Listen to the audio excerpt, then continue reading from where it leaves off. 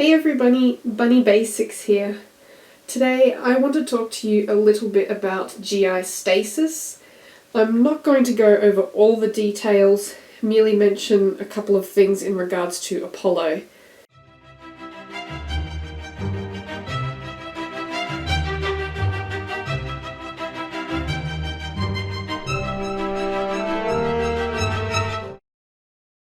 Now, Apollo has recently had 2 cases of early stasis in the past month due to his ingestion of so much fur during his molt.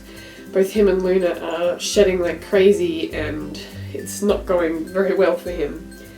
On the first occasion, I discovered it later in the day, so rushed Apollo to the vet before they closed, not having known how long he hadn't been eating or pooping, so I thought it best to take him to the vet and get that sorted. He recovered quickly after an injection of a gut stimulant. This most recent time that I'm going to show you in this video was a couple of weeks after the first episode. As soon as I got home from work, I knew he wasn't well. He was sitting apart from Luna and in positions that I know are associated with GI stasis. He was one very unhappy bunny. The first thing I did after noticing this was to offer him different sorts of food, from the most common to treat foods. I offered hay, leafy greens, pellets, and dried fruit, with nothing tempting him at all. Offering food to a rabbit in stasis is a great way to assess how they are feeling. My pair usually come running at the sound of treat bags, so a rabbit that refuses treats is definitely not feeling well. At this stage, I administered some basic first aid and force-fed him some simethicone, which is an infant gas relief and can be used safely on rabbits. Now, a rabbit with gas can be in a lot of pain, which may prevent them from eating. So it's good to give simethicone as a precaution against it, and there is no harm in giving it if gas isn't the cause of the stasis, because simethicone is not absorbed by the bloodstream. I also tried to massage his tummy gently, but after force-feeding the simethicone, he was more interested in hiding from me than receiving belly rubs. So having been to the vet previously for his stasis, which resolved quite quickly, I decided to observe him for a while, and if I wasn't seeing improvement closer to when the vet was closing, I would take him in. Luna was bright and active as always, although I felt bad that she wasn't cuddling Apollo, but he seemed to want to sit separately from her. Apollo did eventually come out of hiding, so I was hoping he may be feeling better, but I suspect he was just feeling uncomfortable and wanted to move around to try and ease that pain, which is another common symptom of stasis, to see them shifting quite frequently to try and get comfortable. I also noticed that he seemed to hold his belly in, like it's cramped in when he gets stasis. It makes him look very skinny when his tummy curves in so sharply after his ribcage, but it's because he's pulling it in. He also displayed classic belly pressing, where the back feet get tucked up under the bottom, which raises it up, and the front feet are pushed forward.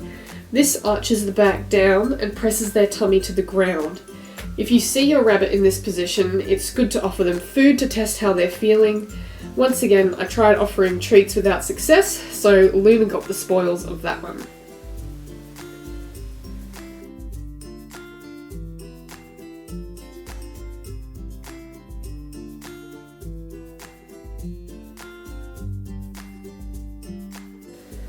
The next few hours consisted of me closely observing Apollo, gently massaging his belly, giving doses of simethicone, and offering him food repeatedly.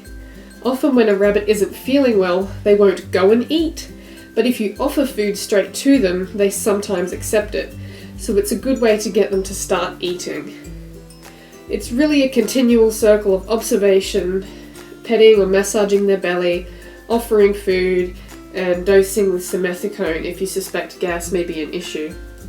While rabbits can be force-fed things such as critical care or mashed up pellets when they're not eating, if they have a blockage, force-feeding can actually do more harm than good, which is why I don't force-feed unless I've had a blockage ruled out by a vet.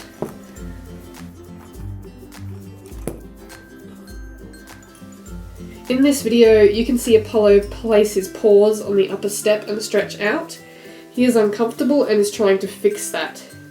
His posture with his belly clearly tucked in still is also obvious. Once again, I tried offering hay, and while he still didn't eat any hay, he was actually annoyed enough by my pestering that he chomped the hay in half and let it fall to the ground, which I actually considered to be an improvement over flatly refusing to interact with any food that I offered and ignoring me. So that seemed a good sign that he was feeling well enough to say, hey, stop doing that.